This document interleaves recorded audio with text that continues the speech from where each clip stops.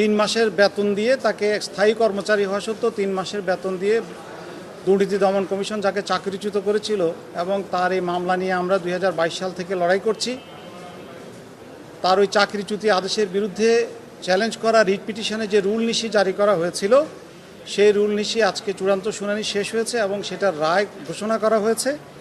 সেই রায় অনুযায়ী এই রায় পাওয়ার 30 দিনের মধ্যে তাকে চাকুরিতে জ্যেষ্ঠতা সহ সকল বেনিফিট সহ বকেয়া বেতন সহ চাকরিতে পুনর্বহালের নির্দেশ দেওয়া হয়েছে এবং সেই সঙ্গে তাকে দুদক কর্মচারী চাকরি বিধিমালার 54(2) ধারায় যে চাকরিচ্যুতির আদেশ দেওয়া হয়েছিল সেটাকে ভয়েড অফ ইনিশিও বলা হয়েছে, অর্থাৎ প্রথম থেকে ওটা বাতিল।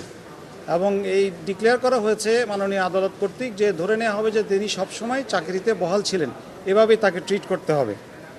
আপনারা আরও জানেন যে কী কারণে তার চাকরিটা গিয়েছিল। এটি ছিল একটি দুঃখজনক ঘটনা যে একটি রাষ্ট্রে একজন কর্মচারীকে দায়িত্ব দেওয়া হয়েছিল, 130টার মতো মামলা তাকে দেওয়া হয়েছিল তদন্তকারী কর্মকর্তা হিসেবে তদন্ত করে রিপোর্ট দেওয়ার জন্য। এরই ধারাবাহিকতায় সে কক্সবাজারে ভূমি অধিগ্রহণ বিষয়ে যে 3.5 লক্ষ কোটি টাকার ভূমি অধিগ্রহণের বিষয়ে সে তদন্ত করে। সে তদন্ত করে 30/6/2021 তারিখে 620 পৃষ্ঠার একটা রিপোর্ট দাখিল করে এবং সেই রিপোর্টে কি বিপুল পরিমাণ রাষ্ট্রীয় অর্থ আত্মসাৎ করা হয়েছে, ক্ষতিগ্রস্তদের না দিয়ে কারা কারা জমির দাম বাড়িয়ে নিয়েছিল এবং এই টাকা কীভাবে আত্মসাৎ হয়েছিল সেটা সে 620 পাতার রিপোর্টে দাখিল করেছিল। এই আশায় দাখিল করেছিল যে রাষ্ট্রের আত্মসাৎকৃত টাকা যারা ফেরত পাওয়া যাবে, যারা আত্মসাৎ করেছে তাদের বিচার হবে এবং সে রাষ্ট্রের জন্য কাজ করার প্রতিদান হিসাবে রাষ্ট্রীয় স্বীকৃতি পাবে। অথচ এই রিপোর্ট দাখিল করার কিছুদিনের মধ্যেই তার উপর ভয়াবহ বিপর্যয় নেমে আসে। প্রথমে একের পর এক শোকজ দেওয়া হয়, পরবর্তীতে শোকজের পরে প্রথমে বিভাগীয় মামলা নম্বর 6 দায়ের করা হয় তার 2021, তারপরে বিভাগীয় মামলা 8 দায়ের করা হয় এবং বিভাগীয় মামলা 9 দায়ের করা হয়।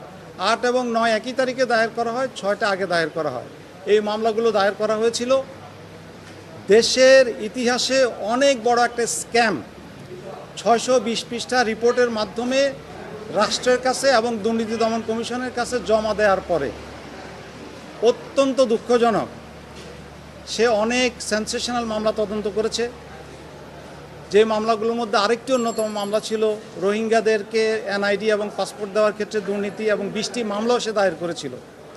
সত্য না হওয়া সত্ত্বেও এই মেসেজ দেয় যে যারা শক্তিশালী তাদের বিরুদ্ধে যেই যখন ব্যবস্থা গ্রহণ করুক বা দুর্নীতি ফাঁস করুক, কোন সরকার থাকলো এটা গুরুত্বপূর্ণ বিষয় নয়, কোন কমিশন থাকলো এটা গুরুত্বপূর্ণ বিষয় না। বিষয়টা হলো তারা সবসময় শক্তিশালী। আমরা বিশ্বাস করি এই রং মেসেজটা আর যাবে না। এই রং মেসেজটা দুঃখজনক যে শরীফউদ্দিনকে গত 11 মাস কোর্টের বারান্দায় ঘুরতে হয়েছে একটি প্রশাসনিক আদেশে।